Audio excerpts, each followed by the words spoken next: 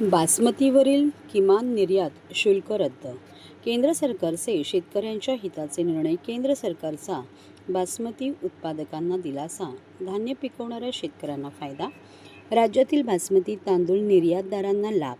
केंद्र शासनाने सोयाबीन तसेच कांदा उत्पादक शेतकरी यांच्या संदर्भात मोठे ऐतिहासिक निर्णय घेतले तर आहेच, परंतु आता त्यासोबत बासमती तांदळाची निर्यात करणाऱ्या शेतकऱ्यांसाठी फायदेशीर असा महत्त्वाचा निर्णय घेतलेला आहे.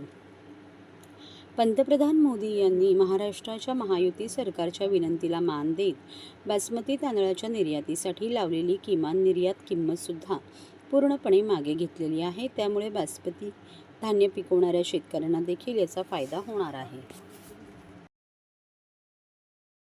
केंद्र शासनाने सोयाबीन तसेच कांदा उत्पादक शेतकरी यांच्या संदर्भात मोठे ऐतिहासिक निर्णय घेतले तर आहेतच, परंतु आता त्यासोबतच बासमती तांदळाची निर्यात करणाऱ्या शेतकऱ्यांसाठी देखील फायदेशीर असा एक महत्त्वाचा निर्णय घेतलेला आहे.